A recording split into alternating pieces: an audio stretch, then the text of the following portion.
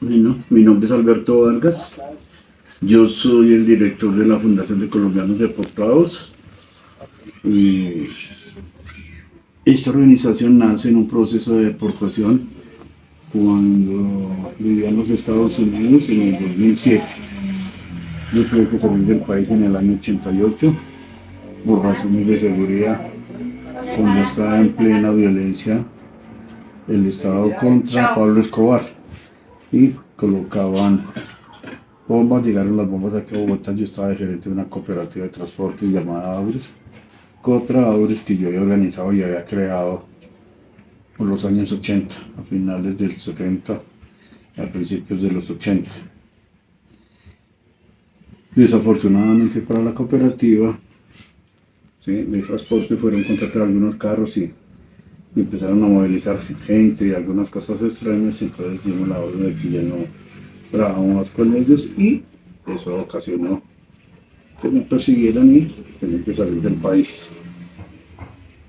Inicialmente fui a vivir a Europa, en Italia, en la ciudad de Bari, y estuve por algún tiempo y me embarqué como marino y estuve trabajando por espacio de casi 3 años, casi o algo más, en la ruta del Mediterráneo como marinero. Y de ahí la empresa en la que yo trabajaba la compraron una compañía americana, y entonces tuve un accidente y tuve que ir a la casa matriz a que me atendieran, y ahí cuando me quedé en los Estados Unidos por espacio de 10, 12 años.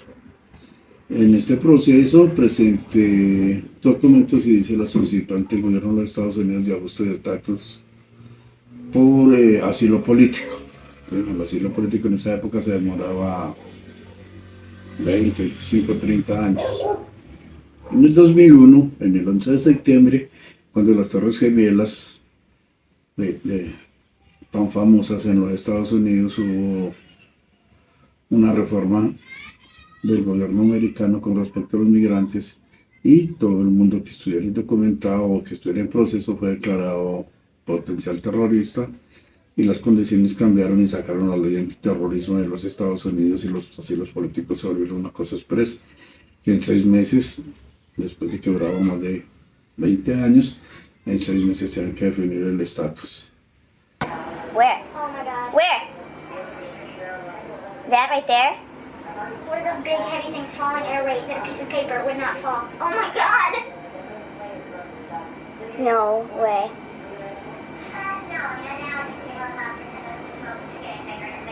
Like that, Caroline, do you see that? Do you see this thing? Yeah, I see it. I mean, who's to say it's not like a chair? Please be a chair. Please be a chair. Regardless, it's gonna be so dangerous at that base. Obviously. Wait. Oh my God!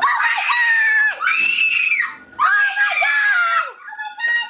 Oh my God! What?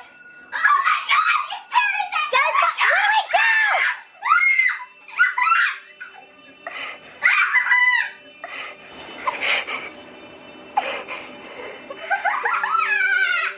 Mom, another plane just crashed into Other World Trade Center! Nosotros fuimos, los colombianos nos organizamos en varias asociaciones, dependiendo del sitio donde residíamos, donde de vivienda, y el señor Uribe fue a pedir ayuda para los votos y esto, para su campaña política en el año 98, 99, para la primera presidencia, y bueno, por esas fechas. Y yo reduciría el Congreso. Eso no puede seguir costando 300.000 millones al año. Hay que tener un Congreso sin privilegios pensionales, sin privilegios salariales. Un Congreso no de 262 congresistas, de 150. Yo cerraría mucho consulado y mucha embajada que no se necesita. ¿Para qué las contralorías? Hay una cantidad de instituciones que cuestan mucho dinero, teóricamente para servirle al pequeño minero y no le sirven, para servirle al campesino y no le sirven. Entonces mi propuesta es destruir el Estado. Con el compromiso de que cuando nosotros lo apoyáramos y lo eligiéramos, él se comprometía a darnos una certificación para el Tratado para el TPS, para una protección temporal, ¿sí? Y esa sería la puerta de entrada que nos había dejado Bill Clinton para que nosotros tuviéramos los mismos beneficios que tenían los centroamericanos en ese momento con el tratado, sí, con el TPS. Desafortunadamente, para nosotros los colombianos y las personas que estamos solicitando el asilo político en ese momento, la respuesta del señor Uribe era que nosotros migrábamos por razones económicas y no por razones políticas, y que nos garantizaba la honra y bienes esto, y eso nos perjudicó, y todas las personas que estábamos en ese momento en la solicitud de ajuste de asilo políticos, que habían conmigo más de 400.000 colombianos, quedamos a merced del gobierno americano. Desafortunadamente, esa situación nos perjudicó. Adicionalmente, el otro fenómeno que nos ayudó o que contribuyó en nuestra contra fue el hecho de que la Constitución colombiana rezaba en sus artículos que los derechos de los colombianos serían reconocidos dentro del territorio nacional. Nosotros estamos fuera de las fronteras colombianas, entonces no hubo poder humano de que recibir una asesoría, una orientación y absolutamente nada por parte de las embajadas y consulados de Colombia en el exterior. Entonces quedamos a merced de las circunstancias, y en ese orden de ideas y con la nueva ley del gobierno americano, pues obviamente el resultado fue que salimos deportados, se abortaron todas las solicitudes de asilo político, y ahí nació la fundación que en ese momento, cuando estábamos, y digamos, en mi caso personal, yo fui a la corte y el juez me dijo, nosotros, este sería el momento de decirle bienvenido a los Estados Unidos. Yo, como gerente de la cooperativa Transportables, trabajé en política, les mandaba carros a los políticos de los años 90, 80, y tenía las pruebas, tenía videos, tenía propaganda política y tenía mucha información al respecto, pero el juez, me acuerdo tanto en español y un de origen cubano, me dijo, señor Vargas, lo lamento mucho, pero es el momento de decirle que su país lo necesita, le están garantizando, y su presidente, el doctor Uribe, dijo que a la Secretaría General del Gobierno de los Estados Unidos que él garantizaba la honra y bienes, entonces tiene un plazo perentorio de 6 meses para que abandone el país. Entre 1980 y el 2001, muchos colombianos emigraron a distintos países del mundo para pedir asilo político y poder protegerse de los distintos conflictos que se vivían en el país, como lo eran el narcotráfico y las FARC que ocupaban el territorio colombiano.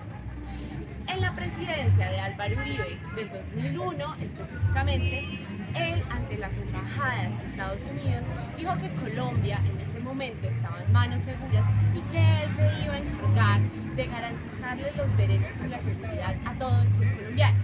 Por ende, estos países tomaron la decisión de deportar a más de un colombiano, y esta es una decisión muy importante porque ha afectado a un montón de familias y de personas que se habían ido hace más de 10 años en estos países y que ahora se tienen que reintegrar a una sociedad en la cual no están adaptadas y en la cual la sociedad no se adapta a las necesidades que tienen estos inmigrantes, y tampoco se les reconoce como inmigrantes legales en los Estados Unidos, sino que cuando hablamos de deportación todo el mundo cree que estos han sido deportados por cometer delitos graves, cuando el único delito que han cometido es haber vivido en un país lleno de conflicto y guerra. Entonces, empezamos yo personalmente empecé a solicitar, a hacer una apelación con el abogado que tenía y tratar de mirar a ver qué se podía hacer. Ya como a los 2 meses fueron, me quedaron en la casa y empezó el proceso de deportación. Estuve retenido en BTC, en un centro de transición para personas en proceso de deportación de Aragua. ¿Sí? Y allí me encontré con varios colombianos, hicimos la primera reunión y la pregunta obvia era ¿por qué estamos aquí? ¿sí? Y llegamos a varias conclusiones. Ese fue el primer documento que sacamos como organización, sin saber en qué íbamos a terminar, si íbamos a hacer una cooperativa. Yo me inclinaba por una cooperativa porque en ese momento era la fortaleza mía en ese aspecto. De hecho, la cooperativa de transportes ahora sí toda la vida he trabajado con sindicatos y cooperativas, entonces se han creado varios fondos mutuarios, escuelas y clubes deportivos, entonces pues pensaba que la solución era hacer una cooperativa. Pero tomamos la decisión de que no podíamos llegar hasta que no llegáramos a Colombia para mirar qué camino era el más adecuado para poder defender los derechos de los colombianos en el exterior. Pero sin embargo ya hicimos algunos procesos iniciales, algunas articulaciones con los colombianos. Creamos el comité de bienvenida a los colombianos que eran retenidos para proceso de deportación, para asimilar ese proceso que le partía a uno la vida en dos.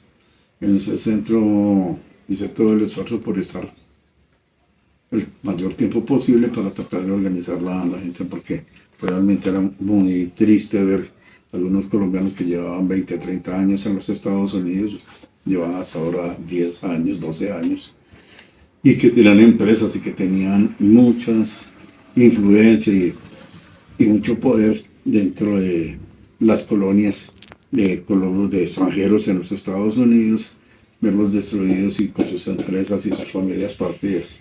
En el caso por el mío, pues a mí me lo tuvieron con mi hija, con mi señora. Yo negocié con migración para que a ellos los deportaran y que yo me quedara allá mirando a ver qué se podía hacer. A ellos los deportaron, ellos tuvieron como 15 días en el centro de retención, yo duré 4 meses. Y ahí nació el primer proceso, el primer programa de Fondeco.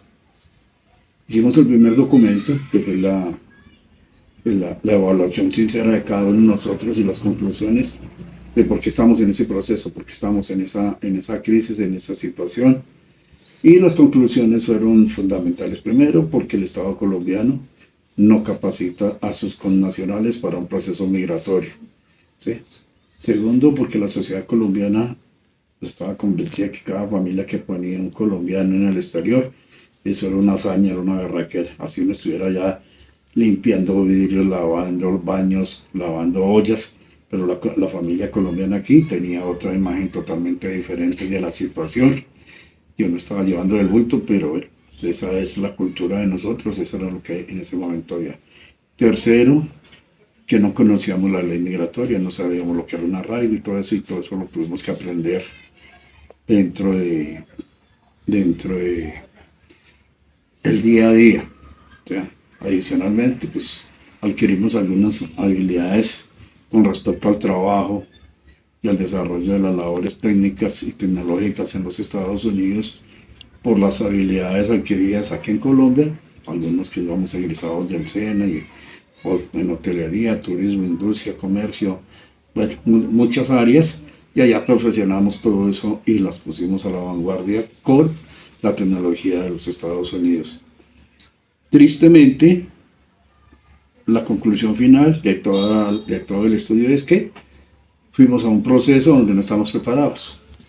Fuimos demasiado ingenuos, demasiado honestos, y cuando nos dijeron que teníamos 6 meses para salir del país, confiamos en la palabra de que eran 6 meses y por lo general todos fuimos traicionados, no nos dejaron los 6 meses porque ellos sabían que la mayoría se iban a cambiar de sitio de vivienda, entonces empezaron a buscarnos y a aprendernos para que no nos fuéramos de eso. Y en la mayoría de ninguno de nosotros nos cogieron en la casa, no hicimos ningún cambio de vivienda, no cambiamos absolutamente nada.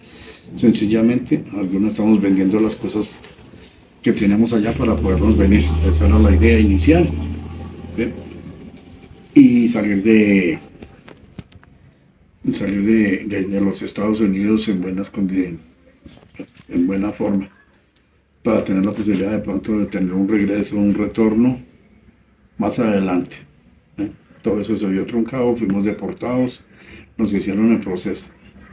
Dentro de BTC, dentro del centro de retención, después de haber hecho la conclusión de las razones y de los motivos, pues se fijaron las primeras tareas, que teníamos que venir aquí a socializar y mirar y hablar con el gobierno colombiano y sobre todo con la parte académica para que miraran inculcar e impulsar el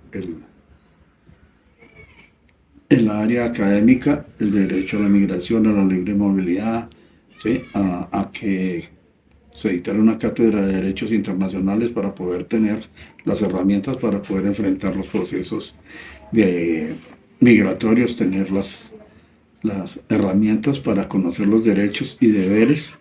Entonces, ¿qué sucedió? Hicimos el primer documento.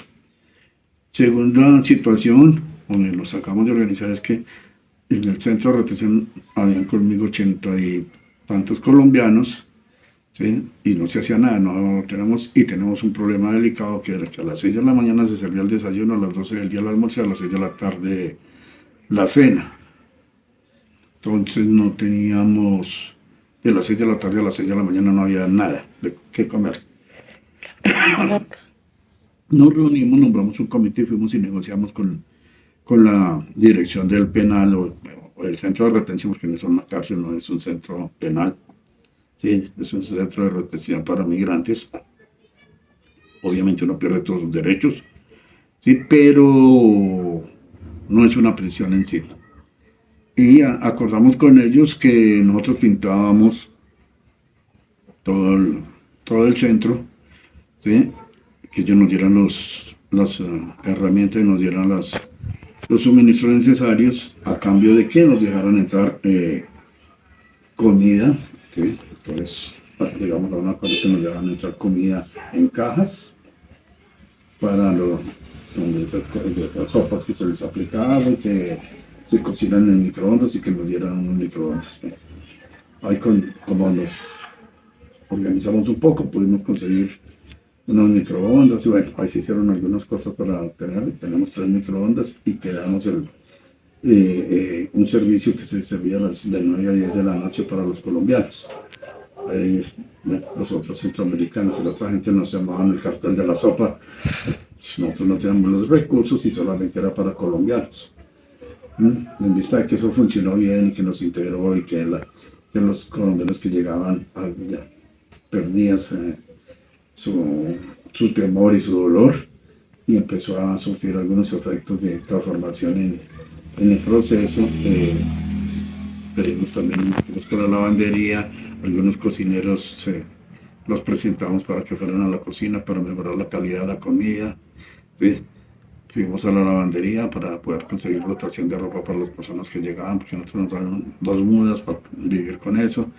Y allá, digamos, en el caso de Haití, para poner un solo ejemplo, que era el país, o es el país más pobre del hemisferio, ellos recibían rotación por cuenta de su embajada cada 4 meses. Nosotros nunca recibimos ni siquiera un cura para el día de la fiesta de la madre, no recibimos absolutamente, no pudimos celebrar la día de independencia. Allá había fiestas cada rato, ¿sí? O al menos reuniones celebrando la independencia de cada uno de los países que estábamos allá. Sobre una torre de Babel, habíamos 89 países, personas de diferentes países, un total de 89.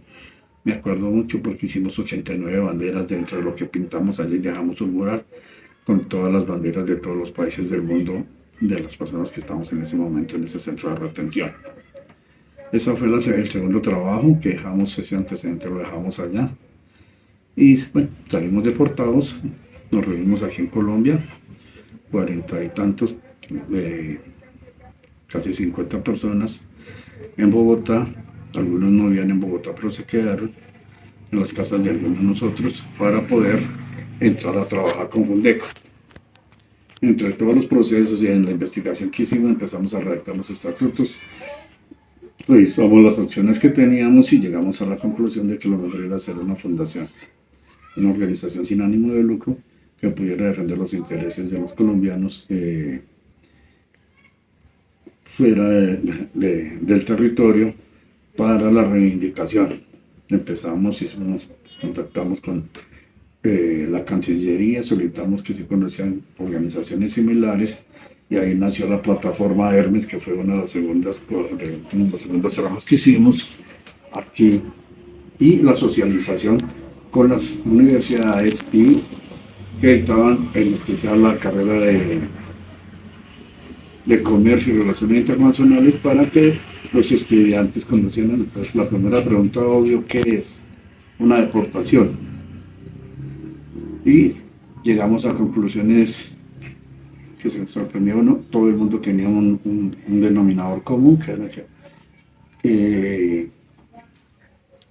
que los deportados eran delincuentes, o éramos delincuentes. Tocó explicarles, empezar por enseñarles que un deportado puede ser una persona indocumentada, una persona que no ha cometido ningún delito y es deportada, ¿sí? También hay personas que cometen delitos, eso no lo vamos a negar, no vamos a tapar el sol con un dedo, pero sí fue una tarea ardua y lo más importante, nos hemos fijado como meta buscar la forma de hacer la reforma constitucional. En ese proceso nos llevamos casi 3 años en el Congreso de la República para conseguir que el Senado reconociera todos los derechos de los colombianos en el exterior como un derecho, ¿sí? Y el Estado tuviera la obligación de proteger a los colombianos sin importar el sitio donde se encontraran en ese momento. Eso fue fundamental. Ese trabajo, conseguimos la ley 1465, que es la ley, el derecho a la libre movilidad, y otras cosas adicionales. En la ley quedó establecido que el Estado colombiano está en la obligación de proteger a sus connacionales en cualquier parte del mundo donde se encuentren, ¿sí? Sin importar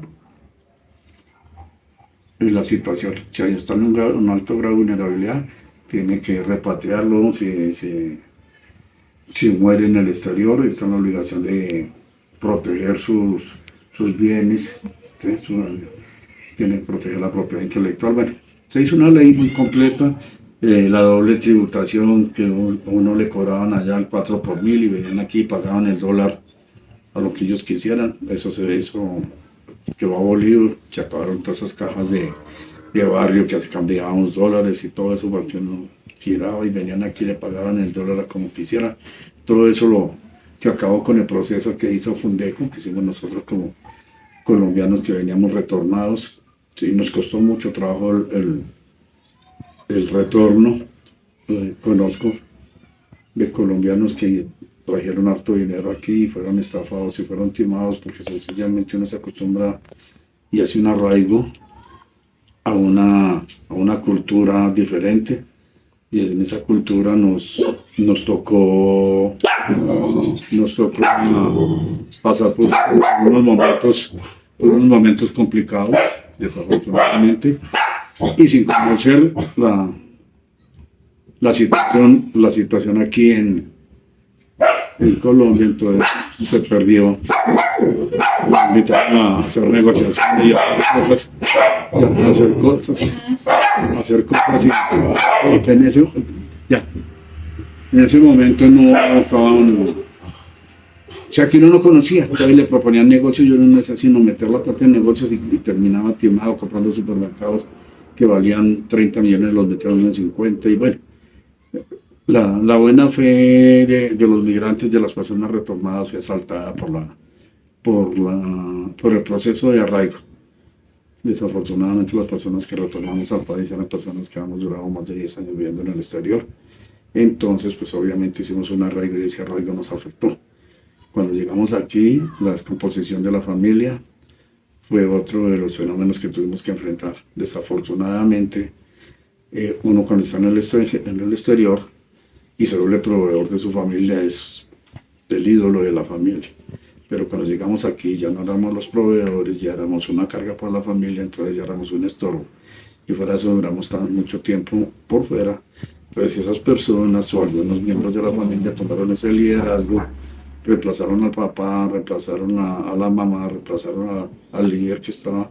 Ese líder estaba, mientras tuvo dinero y mientras estuvo en el exterior, cuando llegó aquí fue rechazado. Entonces hubieron mucha desintegración familiar, hubieron muchos conflictos y muchos problemas, que sería bueno que alguien se dedicara a estudiar ese fenómeno al retorno.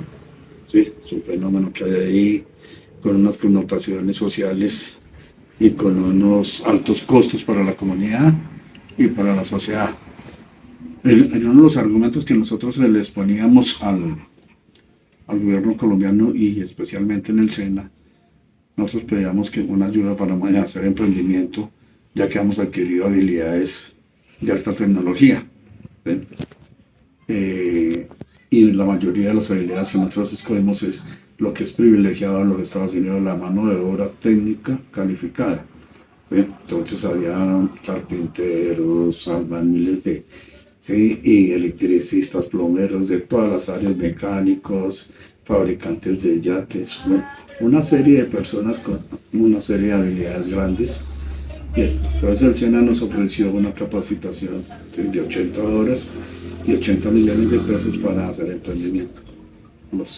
La mayoría de las personas en ese momento nos dedicamos a hacer ese curso.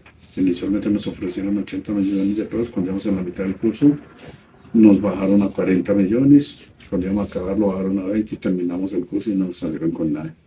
Y perdimos 4 meses estando ahí todos los días, gastando la plata que no teníamos. Y bueno, eso fue el primer fracaso para Fundeco. Mientras tanto, simultáneamente trabajamos con el Congreso de la República, las universidades, para poder cambiar, ¿sí? La mentalidad del colombiano, sobre todo a nivel profesional, para que pudieran ir a hacer sus procesos de arraigo en el extranjero y que estuvieran preparados y conocieran sus derechos y deberes. Y tratamos con el Ministerio de Educación, con la Secretaría de Educación, con todos estos entes, y no fue posible de que se impulsara una reforma educativa para priorizar la educación migratoria. No, y hasta el día de hoy no se ha logrado. Son cosas que nos quedan como frustración en el proceso de retorno, porque no se lograron algunas metas de los estudios que nosotros hicimos. ¿Sí? Pues el único recuerdo así medio grato que nos puede quedar de todo ese proceso es que asesoramos a la Alcaldía Mayor de Bogotá en la administración del señor Petro en la creación de la Secretaría de Relaciones Internacionales de la Alcaldía Mayor de Bogotá. Nos ofrecieron varios programas, trajimos varios proyectos como Bienvenido a Casa, la Casa del Deportado, Postpenados, Un Retorno Digno, y todos los proyectos se los cogieron los senadores que en el momento nos ayudaron a hacer la reforma constitucional para cambiar en la Carta Constitucional colombiana los derechos de los colombianos fueran reconocidos en cualquier parte del mundo. Entonces hicimos contacto con la Comisión Segunda del Senado y estuvimos articulando con otros senadores, y cuando nos preguntaron que nosotros ingenuamente les dijimos que era lo que pretendíamos con estos proyectos, y desafortunadamente no los quitaron, se quedaron ellos con los proyectos, y desafortunadamente nosotros no recibimos absolutamente nada. En eso nos gastamos 4 años y el resultado final fue una gran decepción. ¿Sí? Fundeco quedó reducido al grupo de la junta directiva, después ya se fueron, y desafortunadamente el único sobreviviente de ese proceso que está liderando los programas sociales en este momento soy yo. ¿Sí? Fue el único que quedó, y el único que ha tenido la resistencia, y no le he querido cambiar el nombre precisamente para seguir haciendo énfasis de que nosotros somos el resultado de una sociedad, ¿sí? En la cual nos tocó luchar para que reconocieran los derechos, y puede que haya algunas personas que hoy se beneficien de lo que nosotros hicimos. Ojalá así sea, debe ser así, porque le entregamos la vida para que eso pasara, pero desafortunadamente es a la hora que el Estado todavía no reconoce. La ley 1465 y la 1565 y la reforma constitucional se quedaron cortas y sin presupuesto para poderla gestionar debidamente. ¿Sí? No ha sido, bueno, hasta el día que yo dejé de ir al Congreso de la República no hemos podido conseguir de que se hiciera la asignación presupuestal por parte del Ministerio de Hacienda y se reglamentara. No había reglamentación de esas leyes. No sé si se efectuó o no se efectuó, porque sencillamente pues la decepción fue muy grande. Nos quedamos sin dinero, nos quedamos de eso y nos tenemos que dedicar a otras actividades. En mi caso personalmente como director de Fundeco, yo toda la vida he vivido en el sector de Suba, retorné a Suba, vine aquí y empezamos un proyecto con mi hijo que ha estado también en los Estados Unidos y empezamos a trabajar con los jóvenes, sí, en un programa total y en una situación y con un propósito totalmente diferente, sí, ya a la parte de la migración y el reconocimiento a los colombianos retorno y todo esto. Tuvieron suficientes frustraciones, hubieron demasiados intereses, no estábamos preparados para eso, entonces llegó la hora de que tocaba tomar otras acciones. Decidimos empezar a organizar, pero Fundeco siguió con programas deportivos, creamos la Escuela de Fútbol Latin Sport, organizamos las escuelas del barrio en un potero lleno de piedras, empezamos a convocar a la gente y a hacer las transformaciones, ¿sí? Y empezó ahí estuvimos trabajando con la escuela, ya cuando la escuela se tomó forma y se generó como una autonomía, le entregué la administración y la dirección general de la escuela a mi hijo y enfrenté el otro problema que detectamos aquí dentro de la comunidad, en una experiencia que fue bastante frustrante para mí y muy enriquecedora. Fue que yo en ese momento pues, estaba con la idea de volver a migrar y mi hija, la menor de mis hijas, estaba haciendo un proceso para ir a vivir a Australia. Ya estaba en Australia, yo había podido en ese momento haber salido y estaba pensando seriamente en irme a Australia, pero se presentó un problema aquí con unos abuelitos que estaban sometidos por su hijo y su nieto, y entonces me encontré con la sorpresa de que uno de los niños, un vecino, me dijo, mire, don Alberto, que era la escuela de fútbol, ay, mira, don Alberto, que hay unos señores que se quejan, y cuando uno se asoma y sale un señor y un muchacho y nos tratan mal y todo eso, ¿sí? Pero ahorita hay que estar golpeando duro en la puerta, y parece que yo no están. Pues yo me acerqué y fui, y la señora me abrió la puerta, una viejita, y hay que ayudar al esposo que lo sacara, que no sé qué, y cuando fue a sacarlo, el señor tiene las sábanas pegadas en la espalda del maltrato, llamamos a la policía y eso transformó la expectativa totalmente. Tomé la decisión de no irme y me quedé para defender los derechos de las personas mayores. Y ahí empezó otro proceso. Eso me puso al frente de un grupo de personas mayores, crear la fundación, sí, el grupo de Fundeco de Persona Mayor, y estamos haciendo programas con ese trabajo, con ese objetivo de reivindicar los derechos, ¿sí? Y ofrecerles una vejez digna, ¿sí? A cada uno de los integrantes de las personas mayores de aquí del sector. Hemos liderado varios procesos, hemos hecho cosas por las personas mayores con el fin de que hacerles un poco más ameno, más agradable su vejez. Hemos creado huertas familiares, creamos una huerta, estamos ahorita patrocinando, no patrocinado porque no tenemos los recursos, desafortunadamente somos una entidad sin ánimo de lucro y de muy escasos recursos. Esto se hace porque uno le nace, porque es un karma, una razón de vivir. Pero estamos gestionando y ya conseguimos que se haga aquí donde tenemos la huerta al frente, le quitamos a la delincuencia y al consumo y a esto un terreno y lo convertimos en una huerta para hacer apropiación de tejido social y recuperación del entorno y los terrenos. Esto recuperamos la escuela de fútbol, se lo quitamos a un grupo de la comunidad que querían hacer un parqueadero y estaban haciendo una invasión, y ahí hicimos la escuela, ahí hicimos el campo de fútbol con la comunidad.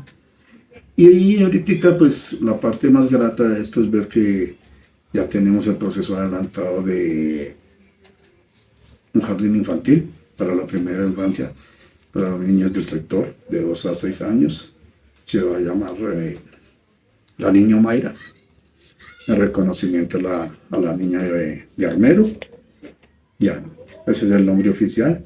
Ya tenemos la maqueta, tenemos todo esto, estamos esperando que hagan los planos finales, que hagan la apropiación de las partidas y que salga licitación, y para el año entrante viene la construcción. Ya fuimos notificados, nos vamos a trasladar la huerta a otro sector y vamos a aprovechar la coyuntura para mejorar el entorno y garantizarle a los niños, los pequeños, que tengan un sitio cercano aquí a sus casas, y a las mamás que puedan tener un jardín muy elegante, muy adecuado. Entonces ese ha sido un trabajo arduo. Estamos también trabajando por ahorita hace un mes y medio emprendí el último proyecto, que es en el que estoy trabajando actualmente. Trabajo simultáneo en varios proyectos. El último proyecto que tenemos, yo hago parte del consejo directivo del Colegio de Elia Zapata en representación de las organizaciones sociales. Vivo al frente del humedal La Conejera y al río Bogotá. Entonces uno ve todos los días, a diario, pasan muchachos estudiantes a la parte del río Bogotá, a la parte del humedal La Conejera. Y ese es un problema que queda muy difícil para la policía combatir, el consumo, ¿sí? La policía hace todos los operativos que se pueden, y la gente viene aquí porque se meten adentro del humedal La Conejera. El río Bogotá es una zona muy alta para ellos, para esconderse. Las motos de la policía, para tratar de completar, cerraron un paso por donde puedan entrar la policía para ir a hacer control en el humedal La Conejera y hasta la esquina del río Bogotá. Entonces la Fundación La Conejera cerró ese espacio. Entonces ya no pueden entrar con las motos en el día. Sí. Y en la noche es muy peligroso hasta para la propia policía entrar allá por la cantidad de consumidores que hay. Entran dos policías a las 11, 12 de la mañana y los pueden coger allá y les puede esto. Entonces,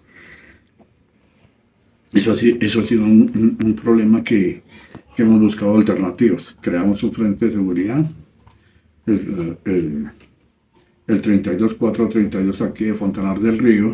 Estamos trabajando en ese frente de seguridad. Creamos una veeduría, la veeduría de Fontanar, para defender los derechos de los residentes en el sector. Tenemos invasiones, tenemos un montón de fenómenos, ¿sí? Que si los explico ahorita me extiendo demasiado, ya me extiendo demasiado tema, que quiero entrar un poquito a resumir la situación, ¿sí?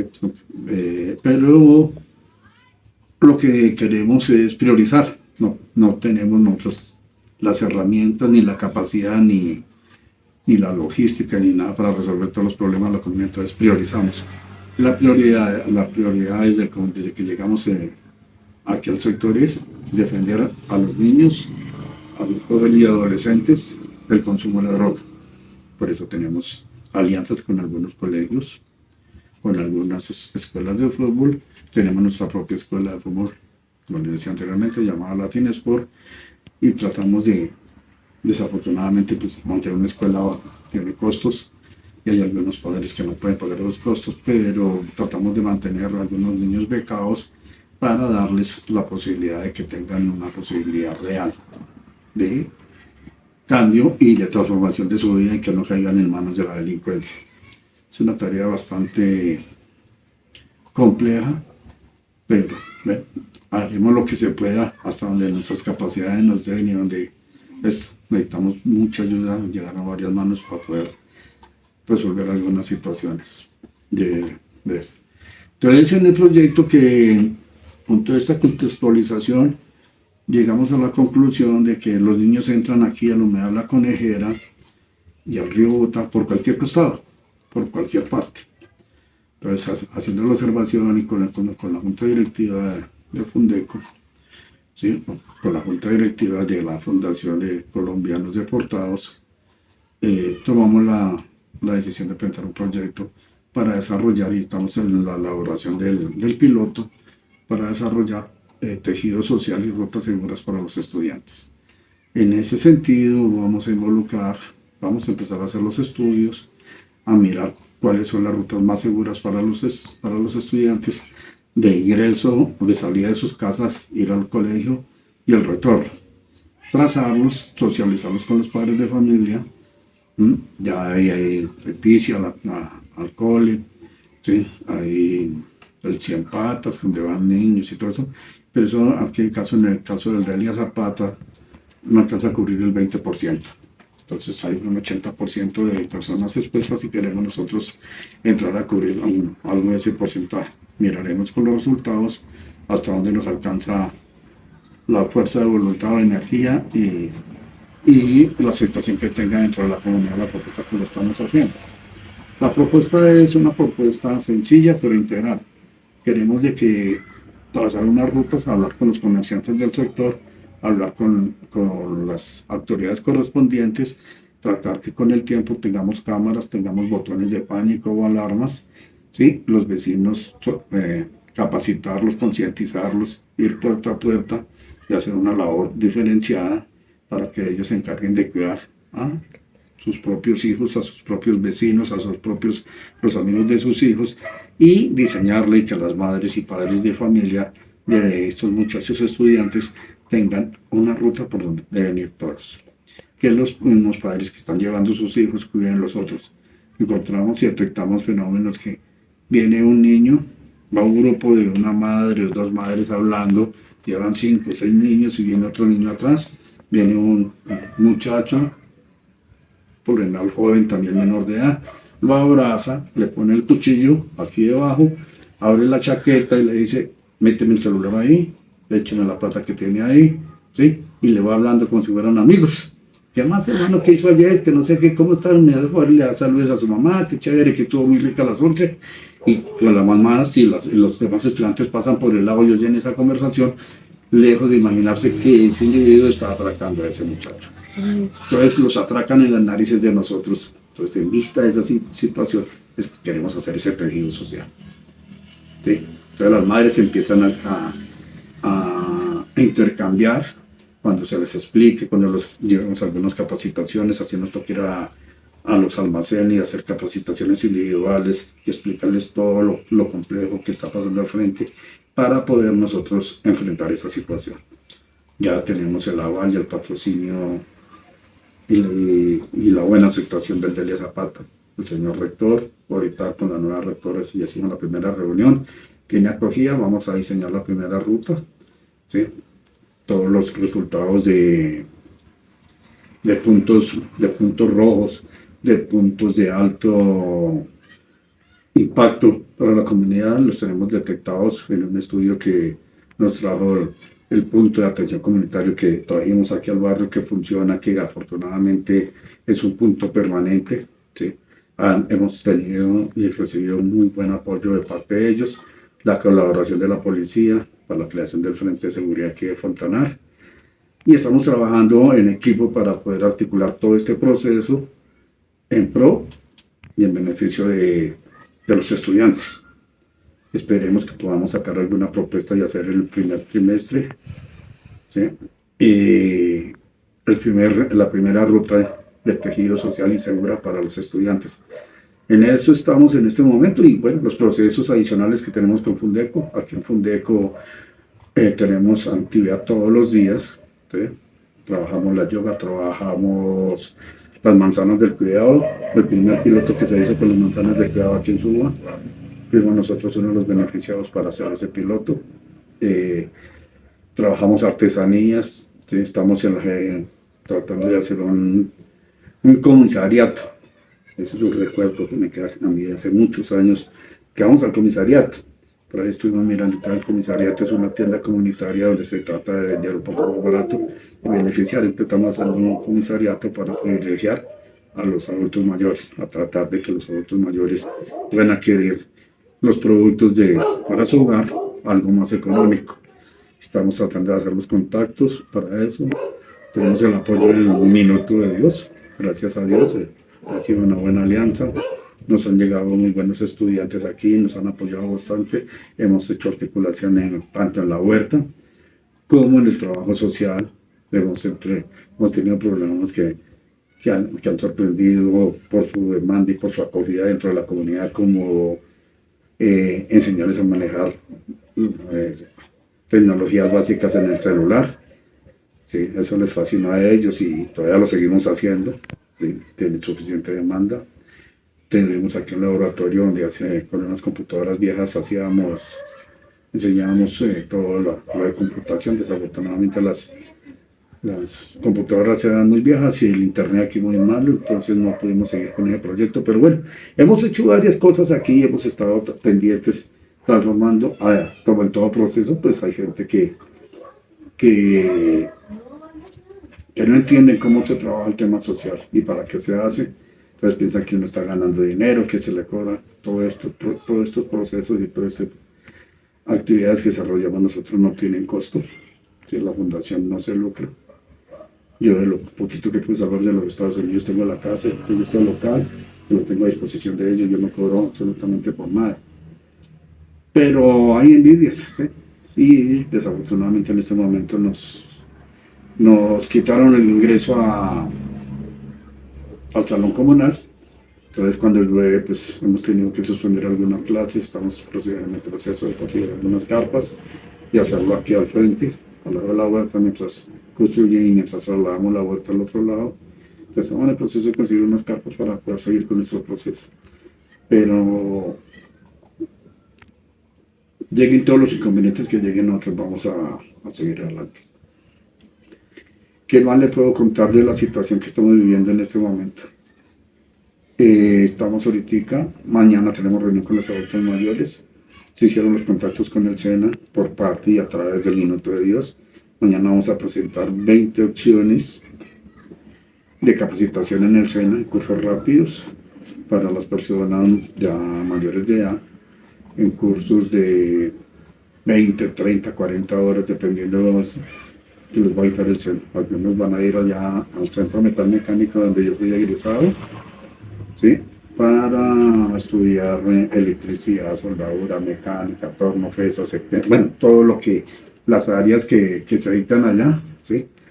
Y que lo puedan hacer de forma rápida y salgan certificados, ¿sí? Entonces ese es un proyecto que se le va a ofrecer mañana y se va a presentar para las personas mayores a través de Juan David, un aliado estratégico que vino de la Uniminuto y se ha puesto la camiseta por los abuelitos. Entonces, todas esas cosas y ver la satisfacción de que nosotros hemos recibido aquí abuelitos que vienen con caminador o llegan con un bastón y llegan en un estado de depresión, ¿sí? Y verlos que nosotros podemos apoyarlos, o que hay personas que han venido y que frustrados, que no podían sacar su pensión, nosotros les hemos podido dar la orientación para que ellos logren su pensión y toda esta cuestión. Ha sido y es algo que realmente haga todo el esfuerzo que se haga. No se gana dinero, pero se gana. Y enriquece todos estos procesos al ver la gratitud y ver que sí se puede hacer una transformación en el tejido social desde la iniciativa personal, privada e independiente. Nosotros trabajamos aquí con las uñas, pero si ustedes pueden ver toda la herramienta que tenemos para acceder a la huerta, estamos aquí en la oficina, compramos mercados con algunas ayudas que hemos tenido de la alcaldía local. De paso agradecerle al doctor Julián Moreno, alcalde local de Suba, por los apoyos y la forma que ha tratado y ha mirado hacia las organizaciones sociales y la creación de tantas huertas que hoy tenemos en el sector. Tenemos en este momento más de 100 huerteros, ¿sí? y varias organizaciones. Eso ha sido muy estimulante para los que estamos trabajando con las uñas, poder contar con algunos apoyos. ¿Falta más? Sí, claro, falta, pero ya la semilla se sembró y de seguir trabajando, de seguir en un proceso, y esperemos. Aparentemente, como están las cosas, el futuro va a ser transformador. Vamos a poder consolidar tejidos y cambios dentro de la comunidad, sobre todo proteger a nuestros jóvenes y adolescentes y privilegiar la vejez digna, ¿sí? Ningún adulto tiene por qué ser mancillado, abusado. Nosotros tenemos varias historias, sería bueno algún día venir y que ellos mismos cuenten sus historias de cómo algunas fueron antes de llegar aquí a la fundación, cómo dependían y cómo sus propios hijos los levantan a las 4 de la mañana para que mañanan sus nietos y a las 5 sacarlos a que fueran a llevarlos al bus a 4, 5, 6 cuadras. Eso. Entonces tuvimos que hacer un trabajo que duró varios meses en socialización de derechos de las personas mayores, capacitaciones, hemos hecho cualquier cantidad. Hemos hecho capacitaciones en transformación de los productos de la huerta, ¿sí? Tenemos varias huertas familiares en terrazas, en patios, en baño, en cocina. ¿Sí? No, hemos hecho un trabajo que cuando uno empieza a mirar hacia atrás, y fue eso con la veeduría, defendimos el territorio del Centro Policial del Parque Fontanal, que se iba a convertir en un elefante blanco. Entonces, la veeduría se puso al frente con los adultos mayores y cada vez que había un programa de ampliación del parque o que llegaba alguna actividad para el parque, para ampliarlo, para hacer el parque que se quería, nosotros estuvimos al frente, nos conocemos con los abuelitos, participamos en la socialización y hacíamos veeduría mensualmente de cómo estaba el avance y todo eso, y por eso hoy gozamos de uno de los mejores parques de Bogotá en el Centro Felicidad, dotado y todo por el trabajo que se hizo desde la comunidad y con el apoyo de las personas mayores. Trabajamos también en la consecución de firmas para la universidad de su siendo una localidad con más de 1.500.000 habitantes. No tiene una universidad propia, tenía algunas sedes, pero no una universidad dedicada a la comunidad. Sí, logramos recoger un montón de firmas con Daniel Rojas, las presentamos al Consejo, a la Alcaldía, al Senado de la República, y ya es un hecho que tenemos 3 universidades, van a quedar 3 sedes de la Universidad Distrital, la Universidad Nacional, la Universidad Pedagógica y una sede del SENA, para una capacidad instalada de 15.000 estudiantes.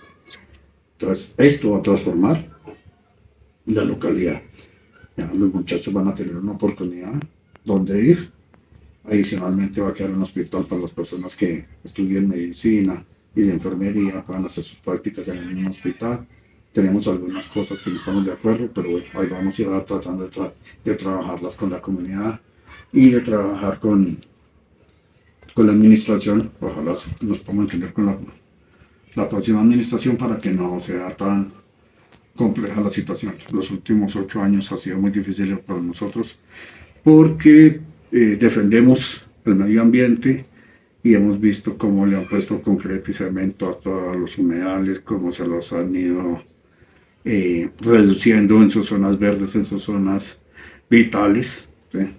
Y con proyectos, con macroproyectos. Entonces ha sido una lucha muy desigual, muy dispareja, pero seguimos trabajando con la defensa del medio ambiente, la apropiación, la toma de territorio, la defensa de los humedales es prioritario para nosotros. Tenemos ahorita el problema que el metro, la línea 2 del metro nos quiere quitar aquí la zona verde, nos quiere quitar la cancha de fútbol y todo eso, entonces nos toca hacer un frente y hacer un SOS. Lo vamos a empezar a trabajar ahorita después de que se posesionen los concejales y las nuevas administraciones, para mirar a ver cómo recuperamos ese espacio y que nos quede aquí una zona de transición entre el humedal y la obra que se va a hacer del metro. No decimos que en el metro no se haga, pero sí que nos respeten y que respeten las zonas verdes y que se mantenga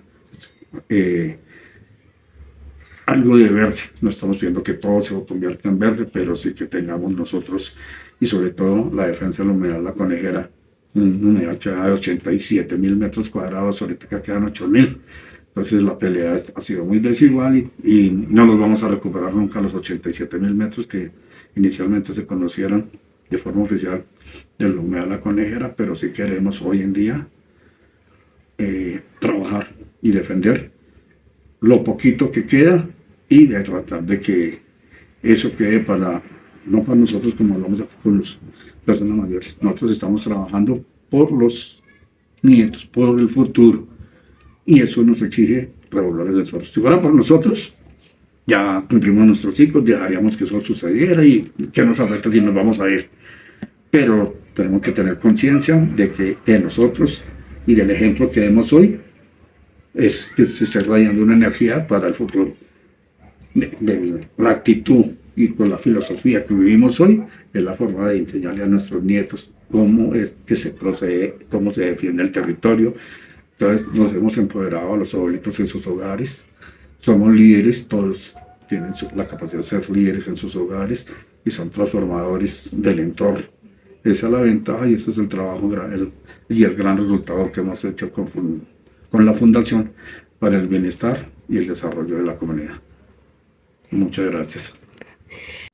Es importante comprender la labor de Fundeco en el tema de las mediaciones, ya que es una de las pocas fundaciones que le da importancia a todas las leyes que rigen a aquellos deportados que fueron a buscar asilo a un país distinto al suyo para protección de ellos y de su familia, y entender que la mediación que realizan ellos al proponer estudios tanto de economía como de cuántos inmigrantes salieron del país por esta situación, como aquellas leyes que propusieron para poder defender y ayudar a aquellos deportados a nivel económico y de educación dentro del país, como también es importante conocer su labor de mediación en el ámbito de los adultos mayores, dándoles herramientas y empoderándolos y dándoles conocimiento para lograr salir adelante y comprender en qué momento viven violencias dentro de sus hogares y qué tipo de herramientas pueden utilizar para evitar este tipo de explotación por parte de sus familias. También es importante las mediaciones que realizan dentro de la comunidad, como el aporte que hacen con el jardín e incentivando al Estado para lograr la construcción de este jardín para aportarle a los niños de su comunidad, así como el importarle las problemáticas de la inseguridad dentro de su barrio y cómo esta afecta a los menores de edad y cómo se deben abordar con sus familias para lograr ayudar aún más de un menor dentro de la localidad. Es importante entonces entender estos trabajos de mediación dentro del territorio que dan un impacto y un cambio importante en nuestra sociedad, y por eso se les dio este espacio a Fundeco para poder dar a conocer una historia que hace parte de una mediación en el territorio europeo.